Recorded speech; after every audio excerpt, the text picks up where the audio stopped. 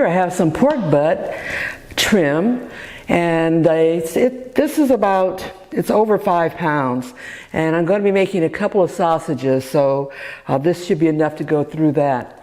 It is currently defrosting, so it's quite cold, and the significance of it being cold is that it will go through the grinder much easier, diminishing the probability of the grinder overheating, and also fat grinds better when it's cold, and that's the importance of that.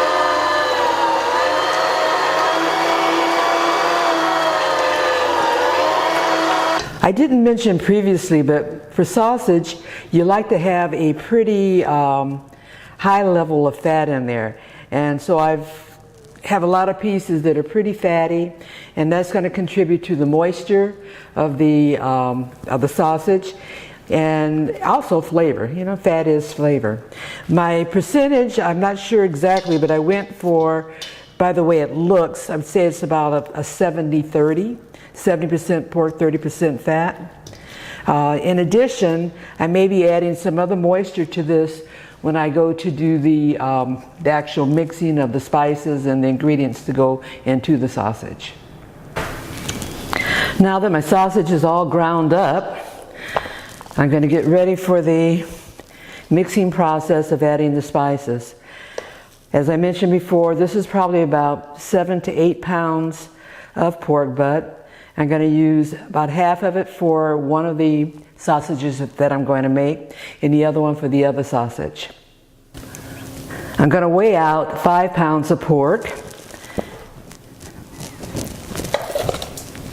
And the reason for that is the recipe that I'm going to be using for the first one, the andouille, actually calls for 5 pounds. The second recipe I have, I can use a little bit less. So I'm going to go with this. I'm already at 4 pounds. Just a little bit more to go. There we go, a little bit more, a little bit less. Let's take out one little chunk.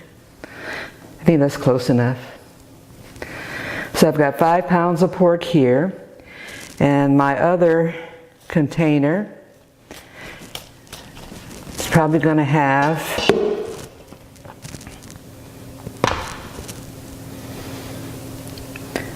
it's about 2.5 pounds.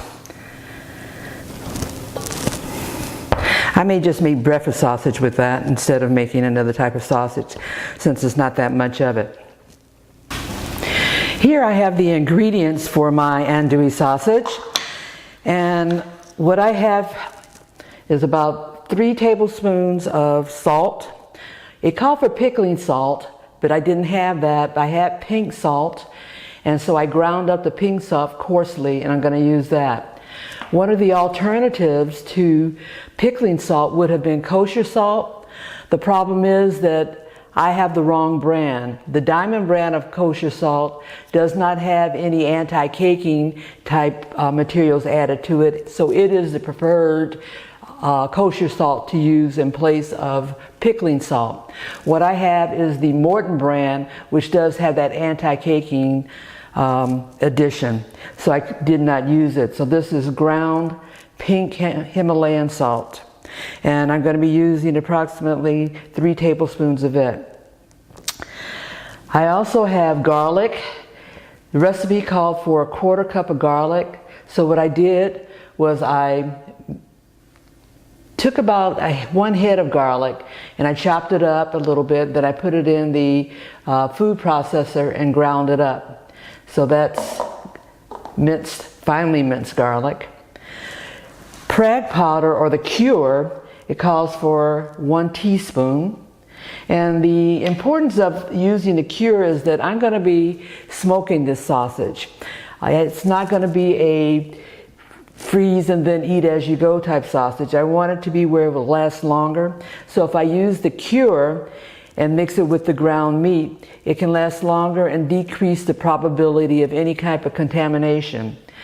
I have seen recipes where people do not add the Prague powder or the curing salt, and the risk that they are taking is that they're taking ground sausage or ground pork, beef, or whatever it is, and the probability of it being contaminated is greater.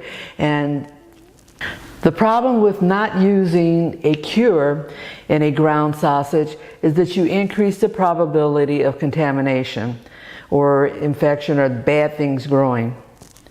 The other ingredients I have a bay leaf, and actually it's one large bay leaf that I finely ground, and that comes out to about 1/4 teaspoon. I have cayenne pepper. The recipe actually called for 1 1/4 teaspoons. I'm only going to be using about a teaspoon of cayenne pepper just because I want to minimize the heat. Red pepper flakes, 1 1/2 teaspoon of red pepper flakes here. I have coarse ground black pepper, and I have 1 1/2 teaspoons of coarse ground black pepper that I'm going to be putting in this recipe. Thyme.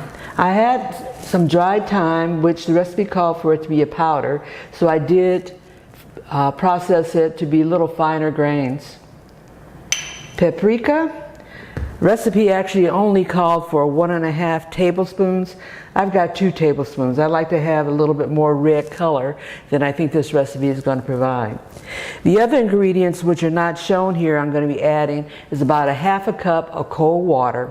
And the reason for the cold water is so that the sausage is more moist and not dried out, and so it enhances the texture of it so that it's a better mouthfeel to it. I'm going to start off by just putting all the ingredients that we went through before. And I'm going to start off with my paprika,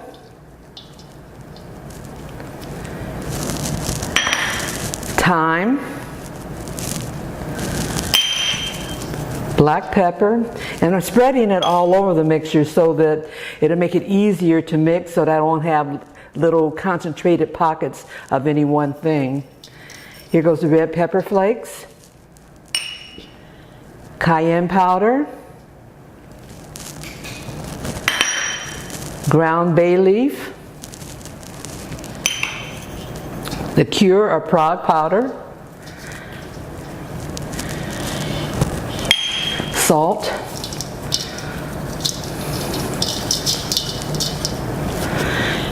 and I've got my garlic,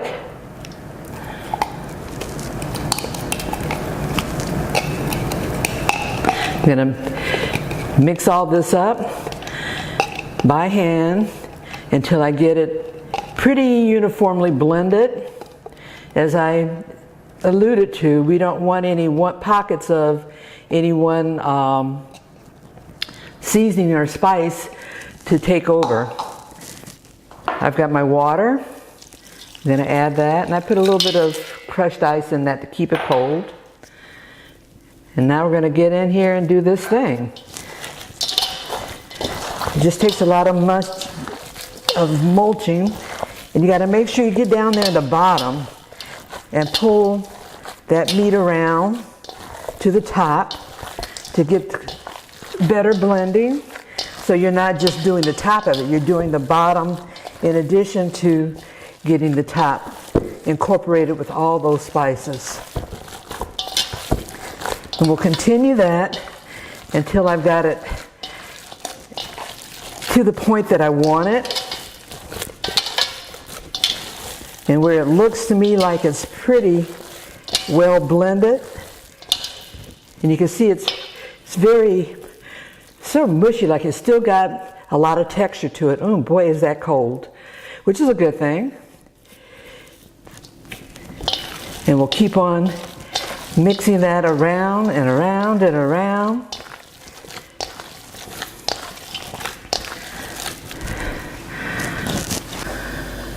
This is my setup for stuffing my sausages.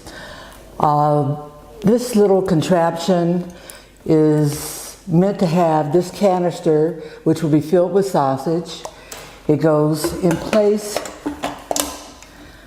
under that section, and then you just roll down the bar and the sausage will slowly come down and come out of this extruder, where I will have the hog casings lined up here.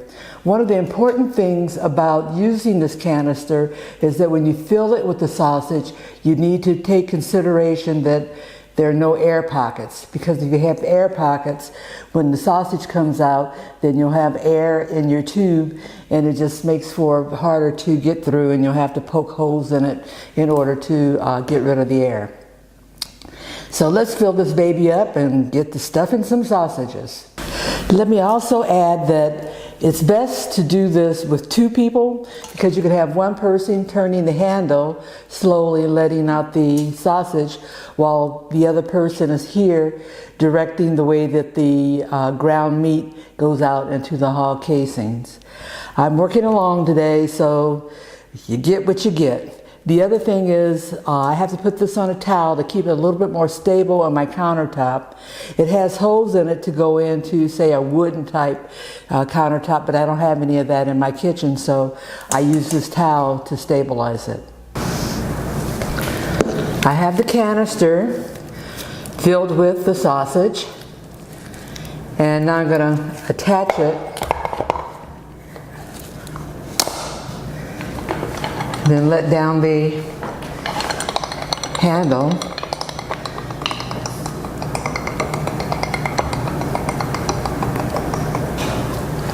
And I'm only going to go down that far to start out with, because it's starting to come through there, and I still need to attach my hog case. The hardest process of making sausage is actually getting the casings on the tube.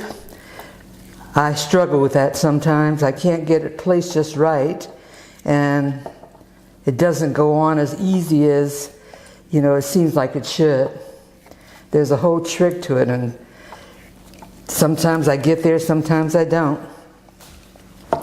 So I just keep on pulling, and like I said, it's a process. And like sometimes, just like now, it goes on very easy, and then sometimes I struggle.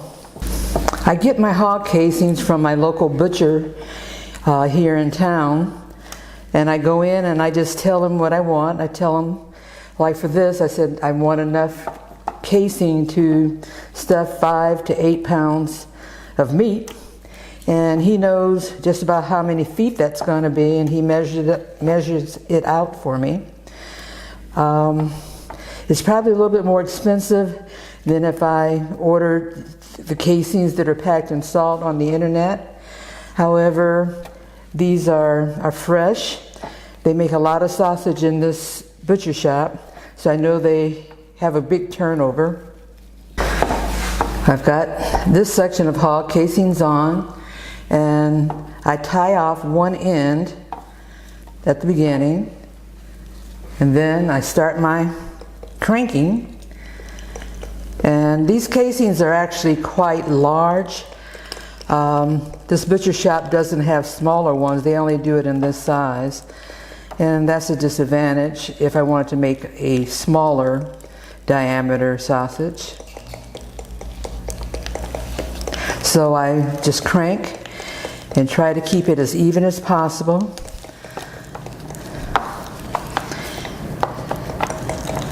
Until I reach the end of these casings.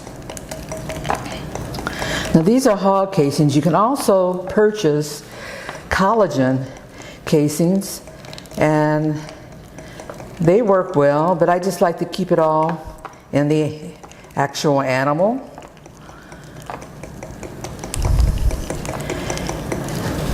And just crank and crank until you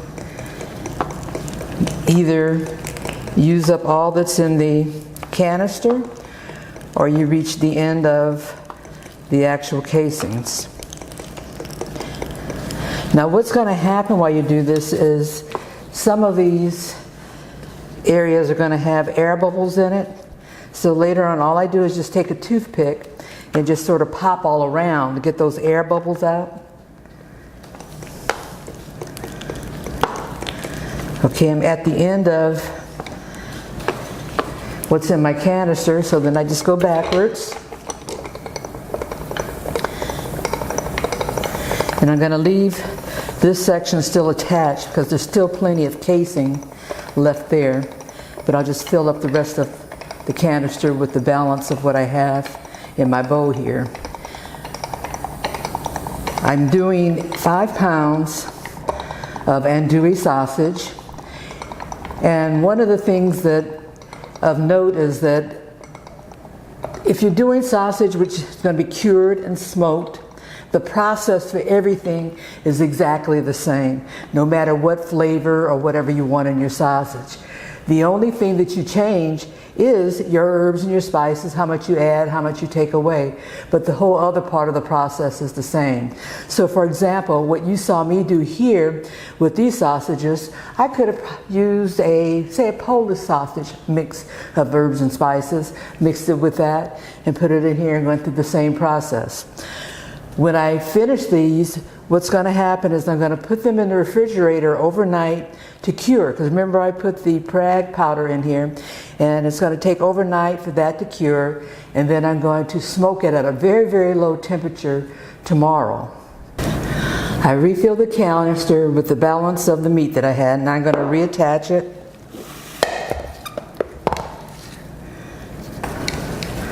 Okay, so I've reattached the canister, and we'll go in and complete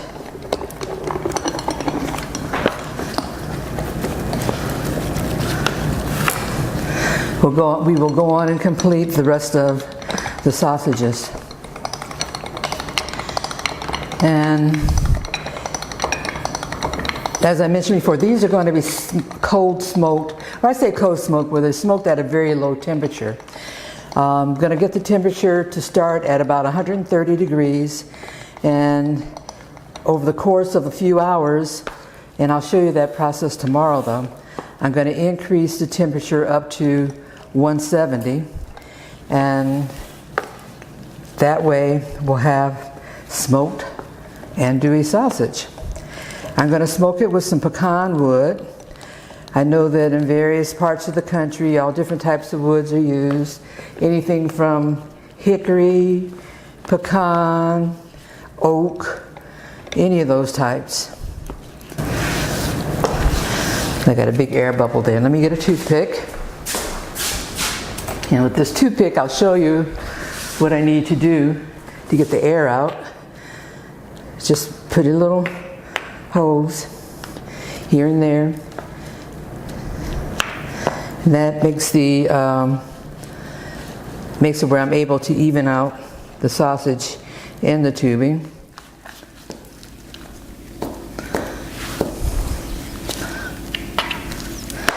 And we're at the end. And I know that there's more sausage in there. And what I'm going to do with it is see if I can just complete pushing it out to fill up most of this.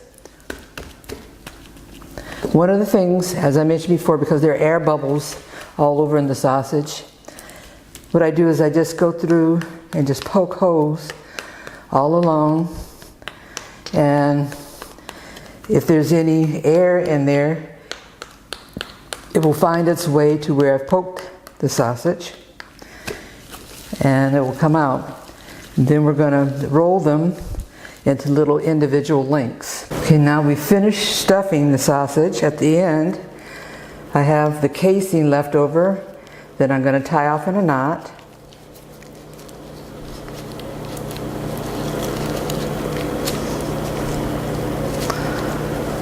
And I got a little air bubble in that knot.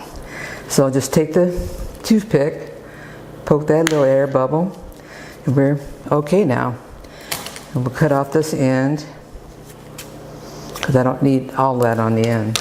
Then we'll go through and look for other little air bubbles that I may have missed before. Give those a poke. Then I'm actually going to take my sausage out of the pan, because it's going to make it easier to do this next process, and I can even it up better. And then don't worry, my countertop's clean. I just washed it again after completing the stuffing. And so to even this out along here, because there's some thick places and then there's some places that are a little thin, so I make those even. Now the hardest thing for me to do next to putting the casing on the stuffer is to make the individual links. And I know there's a process to it. It's probably just like me trying to learn how to back up a trailer. My brain sometimes just doesn't process it. But because this is andouille sausage, I don't need small links like that. I'm going to do them a little longer, because what I'm going to be using them for are things such as gumbo, jambalaya, shrimp and grits, and things like that, which I'm going to use more of it, and I don't have to use individual little sausages. So I'm going to take off a section. This is probably about a foot, and I'm going to turn it, try to get those even. And supposedly the way that you do it, you turn one way, then the next link you turn the other way, and that way it doesn't unravel your first link. So the next one I'm going to do, I'm going to turn it.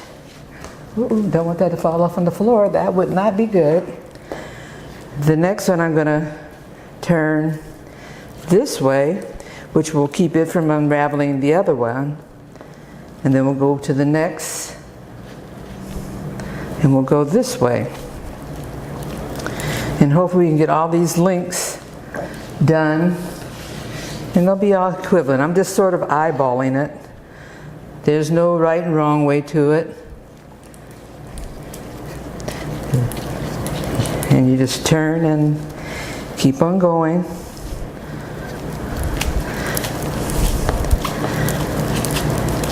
And hopefully by the time I get to the end, I don't know what size it's going to be, but don't remember which way I went. So let's go this way, I think. Yeah, that worked. Nothing worse than to do all this twisting and then find out that while you're twisting one, you're untwisting another one, and you've got to do the process all over again for the other links. Yeah, these are going to be 2 long ones.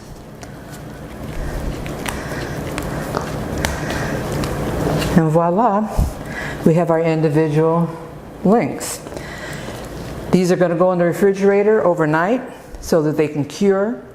And then in the morning, I'm going to take them out, put them in the smoker, and I'll show you that process when we get to it tomorrow. There you have it, andouille sausage. It's going to take a rest in the refrigerator overnight. And I'm not going to cover it. I'm going to leave it open so that the casings can dry out a bit, and that may make it easier for smoke to penetrate into the sausage. And then we'll do the smoking tomorrow. Well, it's the next morning after having the sausages in the refrigerator overnight to cure.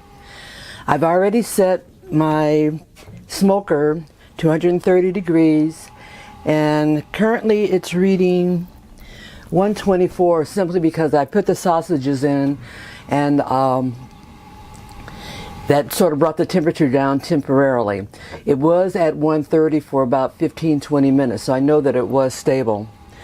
I have my timer set, so I've got like 54 more minutes to go at this temperature, and then I'm going to bump it up and slowly bump it up again till it reaches 170, and the internal temperature of the sausage is about mid-150s.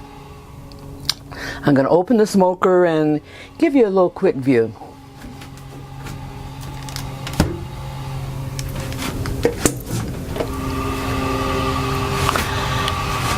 Let's see, maybe I need to get a little closer.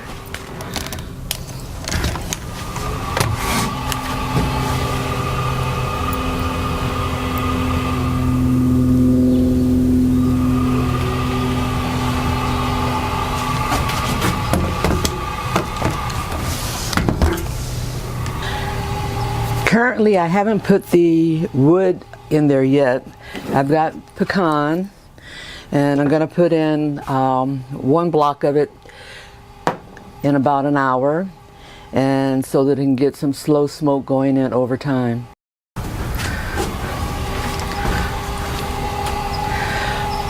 Ordinarily, when you're smoking sausages, you would hang them, but this smoker is not big enough or tall enough for me to hang them, so I'll just leave them as they are. I had to put little lines on them, but that's okay. It's all about the flavor and the taste. This isn't going for any competition or anything like that.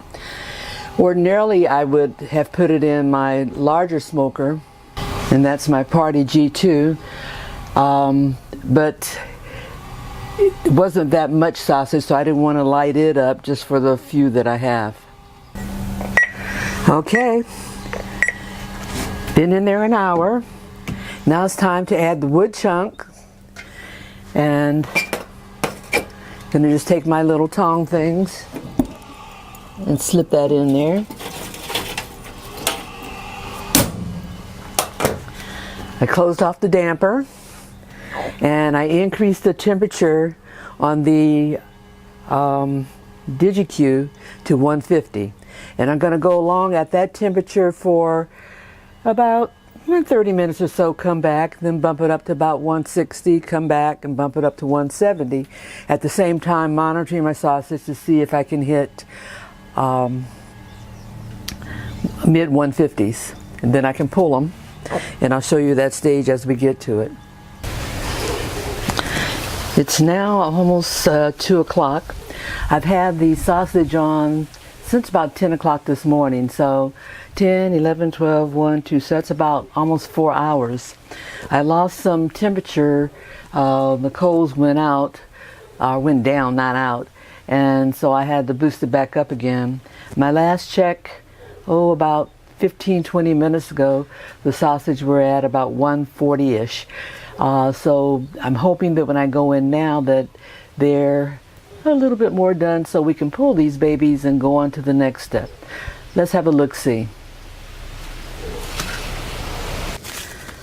These have been inside for on the top rack for about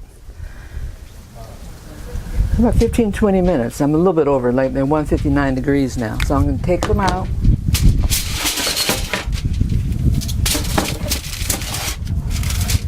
And hot hands. And we're going to take them inside, cool them down. We need to cool them down to about 110 degrees. And once we get them to 110, then, can you see that? We'll let them bloom, and then we're good to go. I'm going to turn off the blower. Close off the damper, so all the coals that are left in there will die out, and see you inside. Okay, the sausage has been pulled off the smoker. It hit about mid 150s, so now I have it in the water with a little ice in it so I can get the temp down to about 110. From there, I'm going to dry it off and then let it bloom here in the counter for about an hour. There you have it, andouille sausage.